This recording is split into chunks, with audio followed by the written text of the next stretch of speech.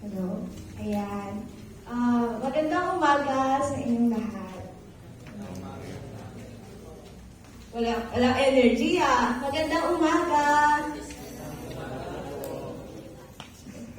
So, musta naman? Musta ang prayer time?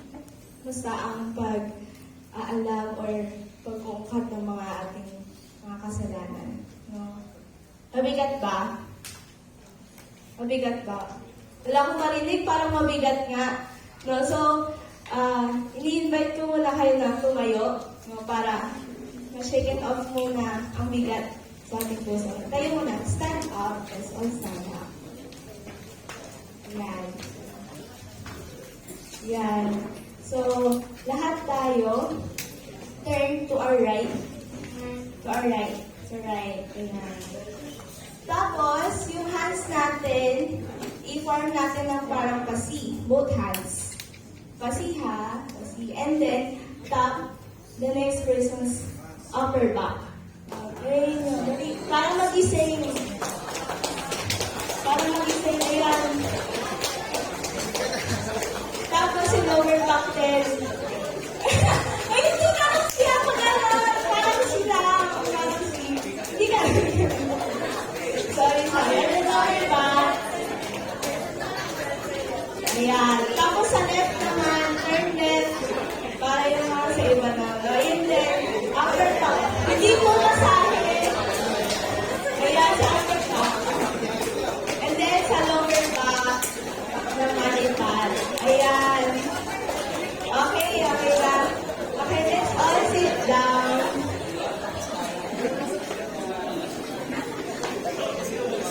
Ayan. Gising na ba ang lahat? Hindi pa rin. Hindi pa rin. So, good morning. Magandang umaga sa inyong lahat. Yung iba siguro hindi nagising kasi yung iba ginawa masahe. Larong inantok. May nakita ko may nagkaganon eh. Sabi ko, pagkaganon to si iba naman kayo.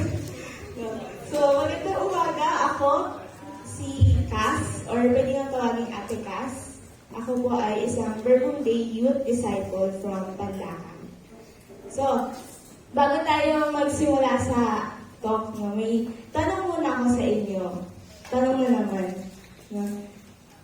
Sa maliliit at malalaking bagay, naranasan niyo na bang magpatawad? Sa maliliit at malalaking bagay, naranasan niyo na bang patawarin?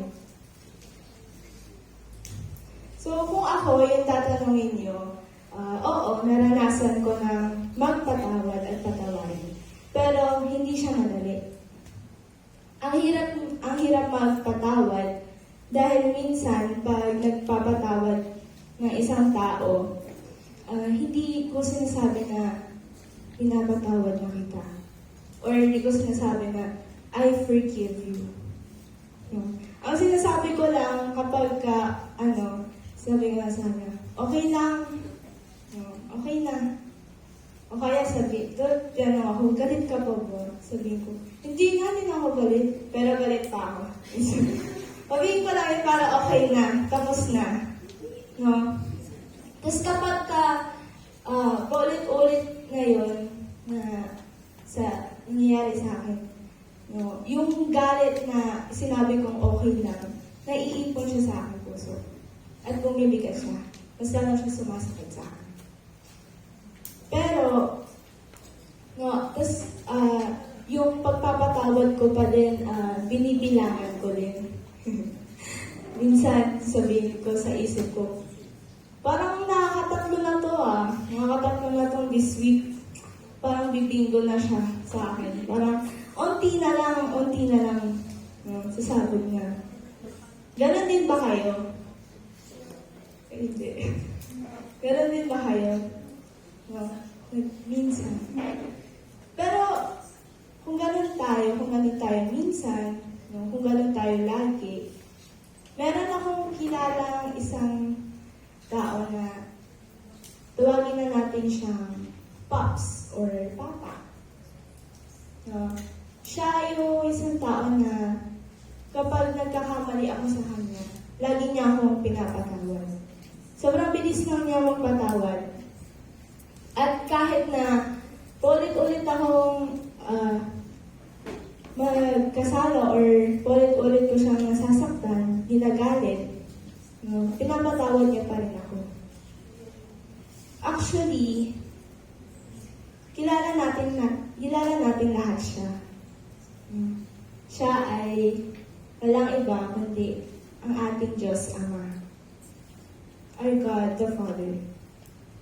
Madali lang sa Kanyang patawarin tayong lahat na kahit paulit-ulit natin siyang sinasaktan. Kasi mas masakit sa Kanya na hindi tayo patawarin. Lalo na kapag nanghihingi tayo ng kapatawaran. So ngayong araw, pag-uusapan natin yung mercy or yung kaawaan ng Diyos sa ating lahat. Sa ating mga kasalanan. So first of all, ano ba yung mercy? So, ayon kay Google, sabi ni Google, mercy is compassion or forgiveness shown toward someone who is within one's power to punish or harm. Forgiveness shown towards someone who is within one's power to punish or harm. So sa kabila ng pagkakaroon ng kapangyarihan para parusahan yung mga nanakit sa atin, no? Pero pinili pa rin natin silang patawarin. Doon mo makikita yung mercy. Doon mo makikita yung mercy ng Diyos. Dahil sa kabila ng pagiging makapangyarihan sa lahat, pinipili niya pa rin patawarin tayong lahat. Dahil sa pagdaming ng pagsuway, ay lalong sumasagana ang kagandahang loob ng Diyos. Ayon sa Romans 5 verse 20. So, the more tayo nagkakasala, the more na lumalaki yung mercy ng Diyos sa atin. Bakit kaya? Have you ever asked, no? Bakit? Simple lang.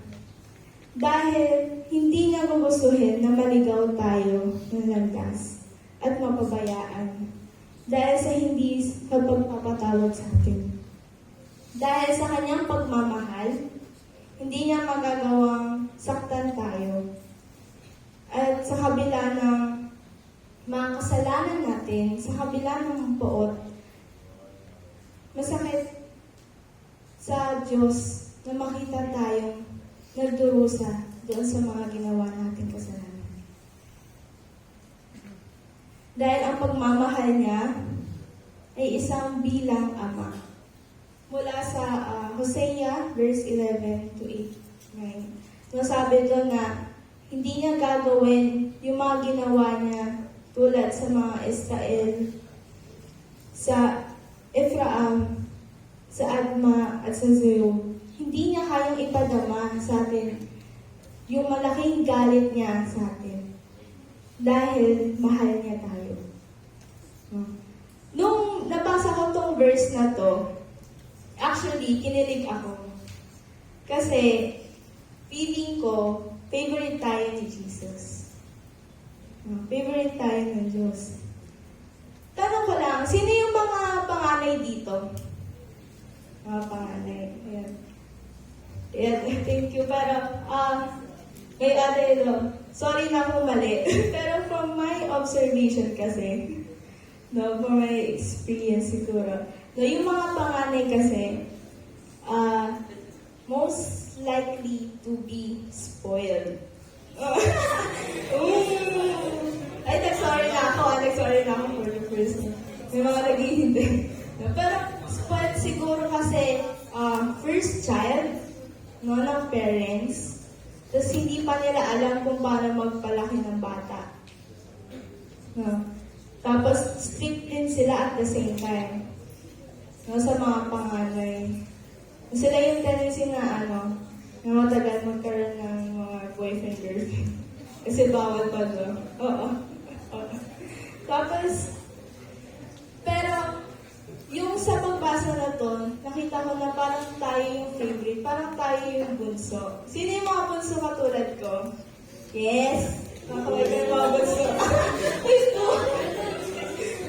Yung mga bunso naman, kaya feeling ko yung mga bunso is sobrang, hindi naman siya favorite, pero dahil yung mga bunso, sa parents naman ng point of view, alam nila kasi kung paano magpalaki ng bata.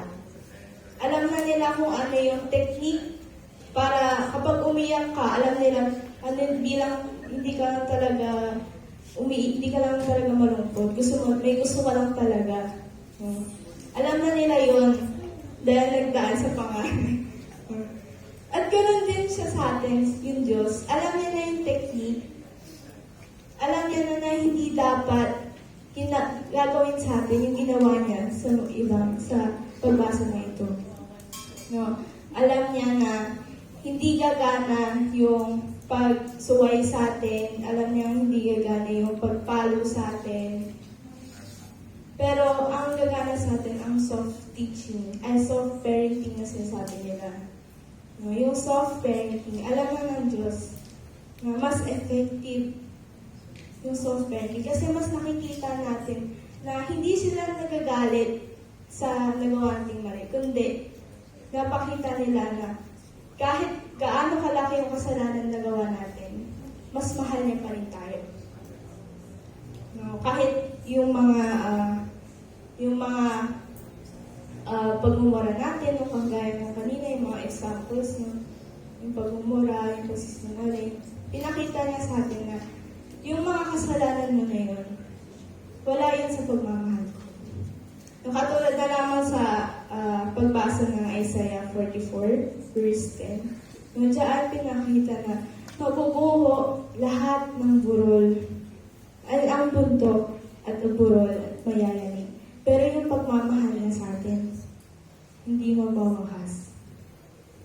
Yung pagmamahal niya, yung pagmamahal na yun is something na hindi mawawala. Ayun ang forever na hinahanap natin.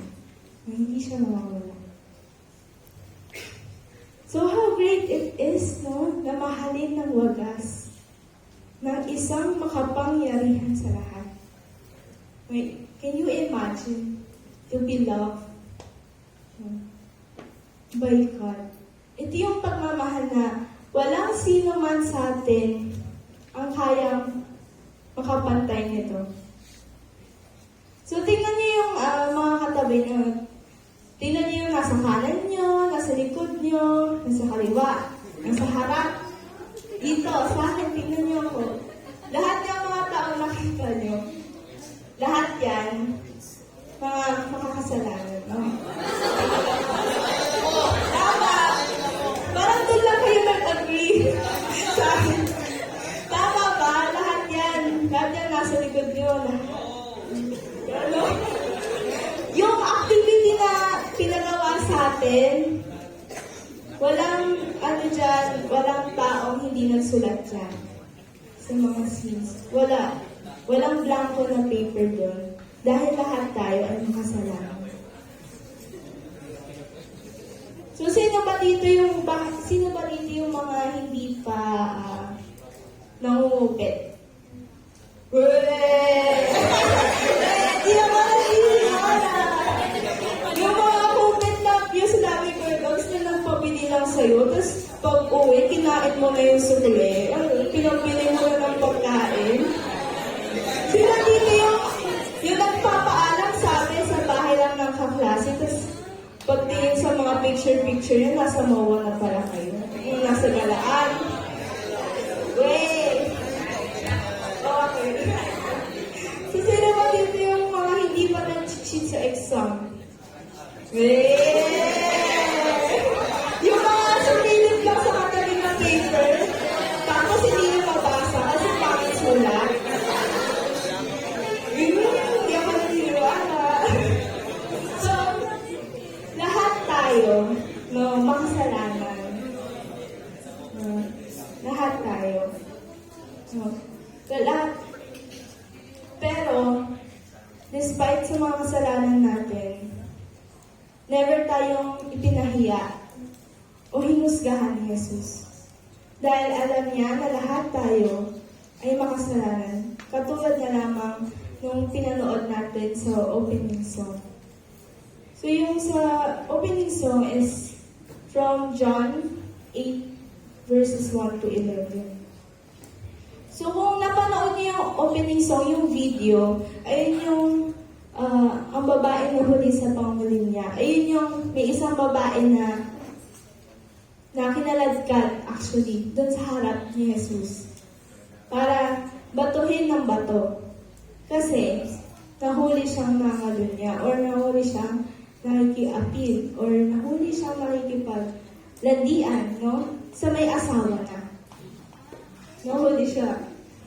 Hindi niya nagawa yung, ano yun, yung ikat 13 na utos. Ay, hindi, yung ikat 11. Yung dapat hindi ka magpapahuli. Eh, yun ba yun ba? Ay, hindi pa yun yun. Sorry. Sorry. Nag-isip pa yun. Pero yun, nagpahuli kasi siya. So, nung nahuli siya, pinaladkad siya sa harap ni Jesus para husgahan. No. Yung mga tao may hawak ng bato. Kasi sabi ni Moises, batuhin daw ng bato. Kasi nahuli siya eh. Pero ano ang ginawa ni Jesus? Unexpectedly, lumuhod siya. Tapos may sinusura siya sa lapag. Tapos ano sabi niya nung tumayo siya? Sabi niya, kumuha siya ng bato at sabi niya sa mga tao, kung sino man dito ang walang may sala, siya ang unang bumato. Actually, nung kung napanood yung video, ang laki ng bato eh. Ang ginawa ni Jesus. Hindi naman siya hollow blocks. Hindi naman siya hollow blocks. Pero malaki siyang bato.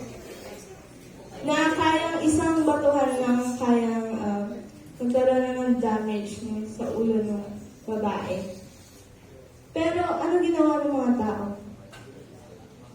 Hindi binitaw. Umalis sila isa-isa. From sa pinakamatatanda hanggang sa mga bata. Isa-isa sila umalis. Bakit? Kasi lahat sila may kasalanan. Alam nila na sila mismo ay may sala. So wala silang karapatang batuhin yung babae.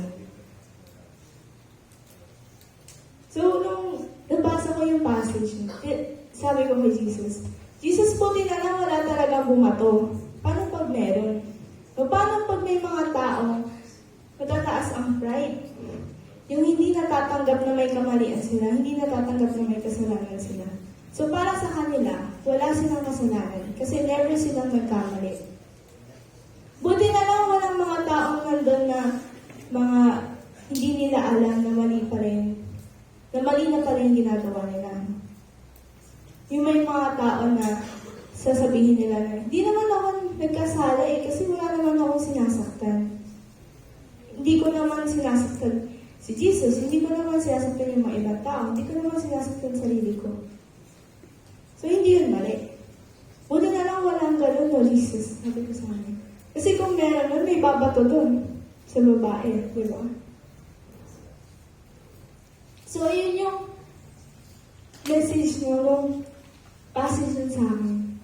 Lahat tayo, yung mga nakita nyo kanina sa paligid nyo, walang may karapatang batuhin ang bawat isa. Walang may karapatang husgahan ang bawat isa.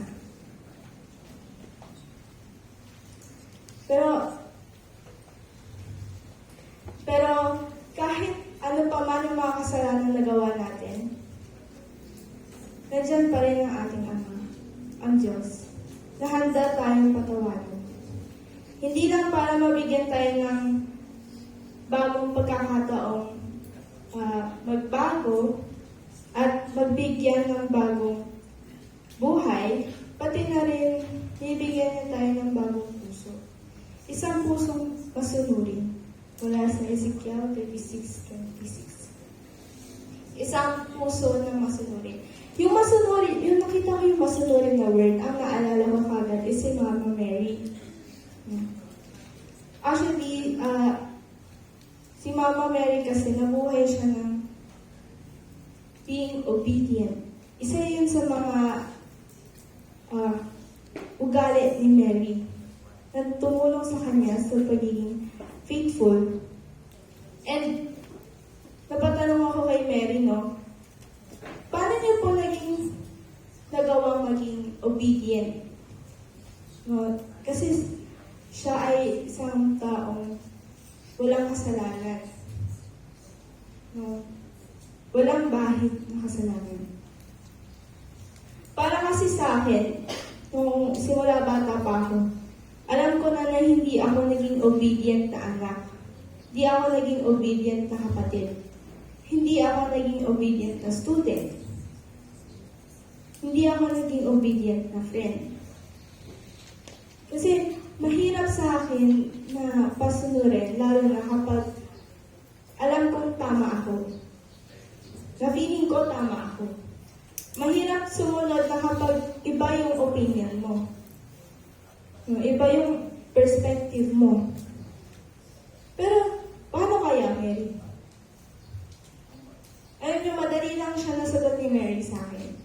And yun ay, ang sagot niya, pag-usapan niyo kasi. Ito ay mula sa Isaiah 1:18. Halika dito at pag-usapan natin. Sa pagsunod, kailangan hindi lang natin alam kung sino yung sinusundan natin at kung saan yung sinusundan natin. Dapat alam din natin kung paano makipagkomunikasyon sa sinusundan natin, na si Jesus. So, share ko lang na yung last 3 weeks, may pinagawa sa amin yung prof namin.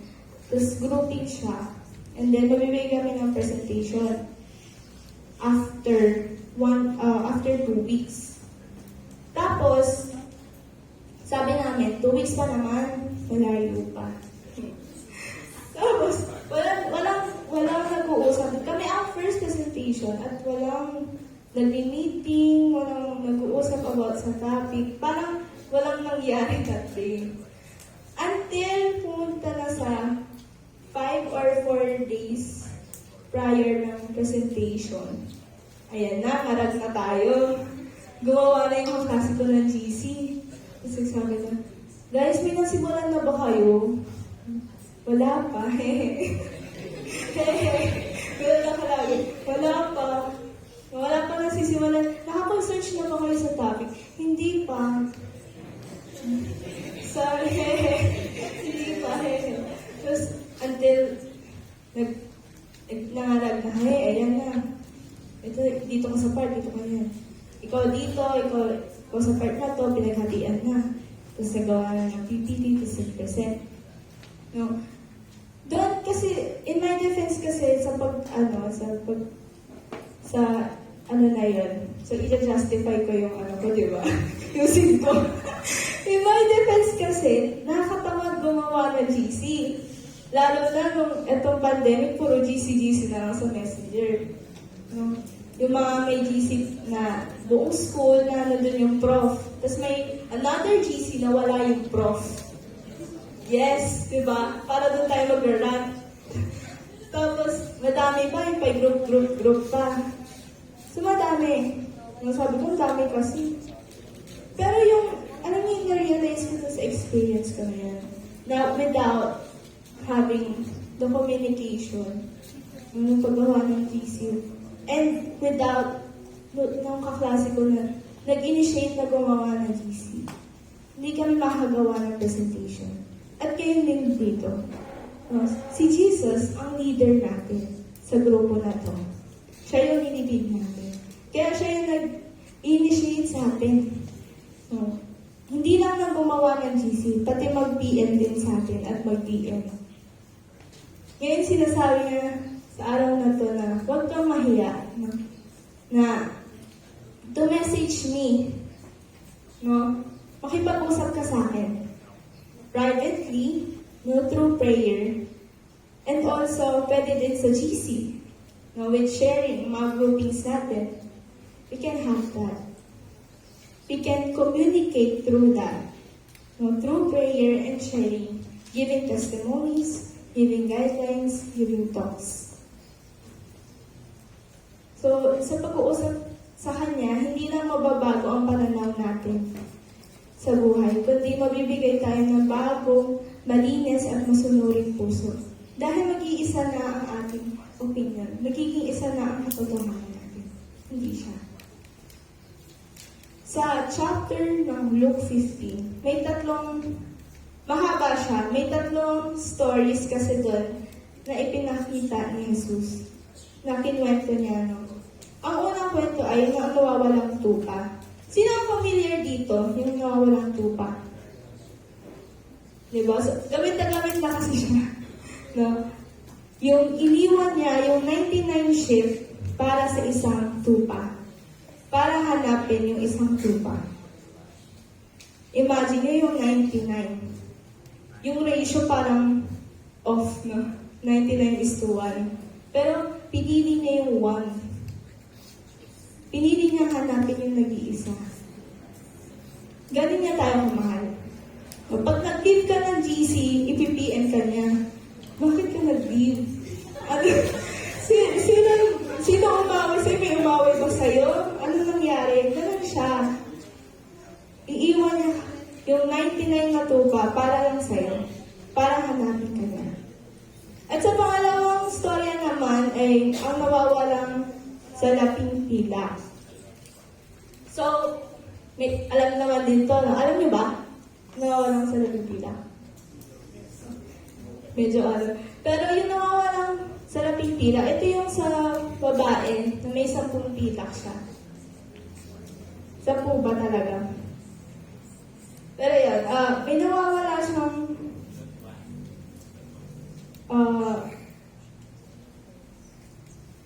ayan, may 10 pila at nawawala din yung isa. Ngayon yung pilak pera, di ba? Pera sa kanila. Imagine ninyo sa 10 pesos niyo nawawala yung piso. Tapos, hindi ka makauwi. Hindi ka makauwi sa jeep kasi hindi, 11 pesos pala. Oo, sabi na lang. Pero imagine, di ba, ayun na lang yung pamasahe mo. Tapos, yung babae, hinanap niya yung isang pila. At nung nahanap niya, yung hinahanap niya pa lang sa bahay, anong ginawa niya? Unexpectedly, naglinis siya na buong bahay niya. No? Tinignan niya lahat ng bawang sulok ng bahay niya para makita yung isang pila. At nung nakita niya yung isang pila, anong ginawa niya? Ginastos niya ulit siya. Ginastos niya sa pag-celebrate. Natuwa siya kasi nakita niya yung isang pila. So, sinabi niya sa mga babae niya, matuwa kayo, nakita ko yung isang pila. No? Naging masaya siya. At sa ikatlo at huling story naman ay ang naglayas na anak. So, if you would remember, ito yung ginamit ni Ate Darlene sa kanyang talk. That God the Father and also binanggit din ni Kuya Gabs. Naalala niyo pa ba? Ang tanong. Yes? Naalala ka? So, anong tungkol? Saan tungkol yan? Saan tungkol yan? No. So, i-ano ka na lang, no, na madali, ikwento na lang, na may dalawang anak, tapos yung bunso, bida-bida, kinuha niya yung mana niya. Hindi pa patay ang tatay niya, kinuha niya ang mana at ginastos niya sa walang kabuluhang bagay. No? Sa labas. At nung nawalan siya ng pera, nawalan din siya ng kaibigan. No? So, ang ginawa niya ay naghanap siya ng trabaho sa babuyan. At nung nagtrabaho siya nun, doon niya na-realize na mas magaganda pa pala, mas masasarap, at mas madadami pa yung makakain ng mga alipin doon sa kanilang bahay. So, nung naisip niya yun, naisip niya rin bumalik sa kanyang tatay. At nung bumalik siya doon sa kanilang tirahan, malayo pa lang, tanong na kagad siya ng tatay niya. At nakita niya, tanong na din niya ang tatay niya na tumatakbo. Tumatakbo na munti ka nang madapa, no? Dahil sa mabilis niyang pagtakbo. At naka-wide arms open para sa yakap. Minimalikan niya ang anak niya sa yakap. At doon mapapakita nating lahat kung gaano na lang tayo kamahal ng Diyos. No? Yung iniwan ang 99 na tupa para sa atin. Yung hinanap tayo sa bawat sulok ng bahay. At dito, ganoon tayo kamahal na kahit ano mang gawin natin na masama, no, ng mga kasalanan, hinihintay pa rin tayo ng Diyos. Hinihintay niya pa rin tayo sa kanyang tahanan na bumalik. Grabe na lamang ang pagmamahal ng Diyos sa ating lahat. Nasa kabila ng mga ginawa natin laban sa Kanya. Kasi alam niyo yung mga kasalanan na sinulat natin doon or yung mga na-realize natin ng mga kasalanan natin. Ayun yung mga bagay na hindi na dulot ng pakasakit or yun yung mga kasalanan na nananakit or yung dulot ng pagkalungkot. No, hindi natin, hindi ng parents natin, hindi ng friends natin, kundi ang unang nalulungkot at nasasaktan dun sa mga kasalanan na ginawa natin ay ang Diyos. Pero sa kabila nga nun, hinihintay niya pa rin tayo na bumalik. Hinihintay niya pa rin tayo lumingon sa Kanya at tumakbo papunta sa Kanyang tahanan, sa Kanyang yakap. So let me share you the first experience of confession dito sa Verbum Day. So yung first experience ko ng confession dito ay 2019, I think. Tapos, bago kasi kami pinakonfess din, pinalista kami ng mga kasalanan namin. Tapos, pinapila na kami. So, pila-pila na. Nakapila na kami. Tapos, nung ako na yung susunod, syempre, may kita ko na kung ano yung nangyayari doon. So, nung sumilip ako, nagulat ako. Kasi una sa lahat, walang cover. Ang setup ay magkatabi kayo ni Father. Magkatabi as in, andito ka at andito na yung Father. Magkatabi lang kayo, magkalapit. Walang cover. Kaya, nung nakita ko yun, natakot ako. Kasi, yung pinipilahan ko, kilala ko, at kilala ako. So, nag-overthink na ako nun kasi sabi ko, hala, baka po nag-confess ako sa kanya, baka sabihin niya sa ibang pare, or sabihin niya sa ibang ka-close niya. Or kaya, pag sinabi ko yung kasalanan ko, mag-iba na yung tingin niya sa akin. No? So, yung ginawa ko nun, yung listahan, nag-isip ako, ano yung tatanggalin ko dito? Ano yung mga hindi ko babanggitin dito? Check ko muna. Kasi yung mga kasalanan na yun, ayun yung mga mabibigat na parang hindi ko na-imagine, hindi ko ma-imagine na magagawa ko pala, na kaya ko palang gawin. Ayun yung mga kasalanan na feeling ko unworthy ako. So, inarkahan ko lang, nilagyan ko ng star para ma-remember ko kung ano yung mga i-exclude ko ng mga kasalanan. So, nung nandun na ako, umupo na ako, tapos nag-start na kami. Unexpectedly, siya na hindi ako nakaramdam ng takot. May onting kaba, pero komportable ako. Mas komportable siya sa setup na may cover. Parang nakita natin sa movie kahapon. Naging komportable ako na sabihin lahat ng kasalanan ko. Lahat.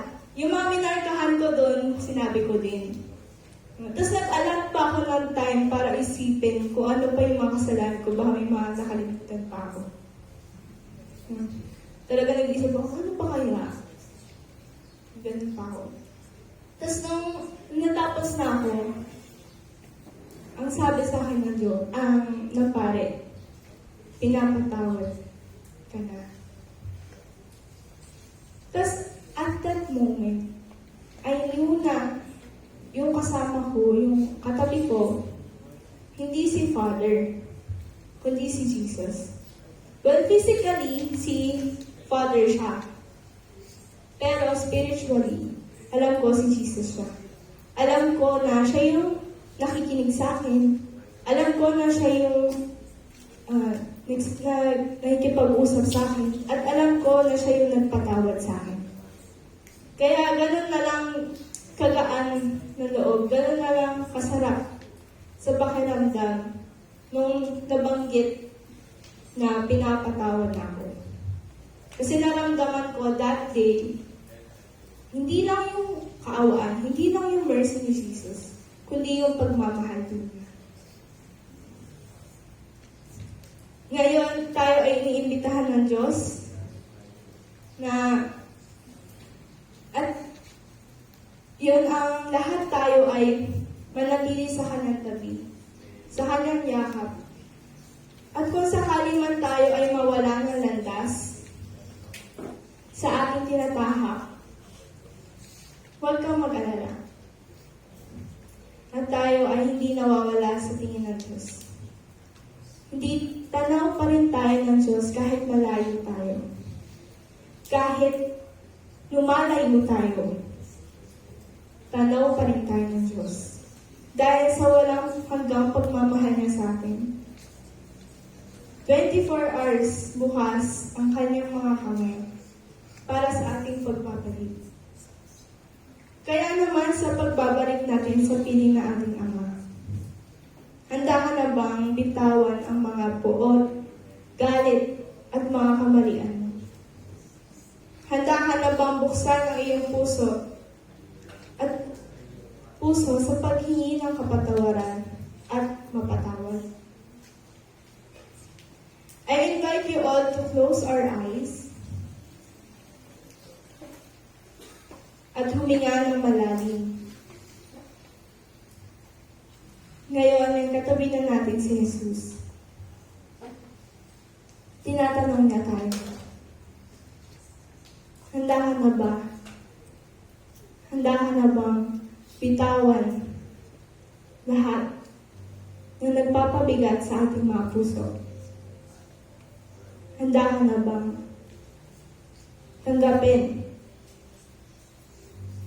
ang aking kaawaan? Handa ka na bang tanggapin ang aking pagpapatawad?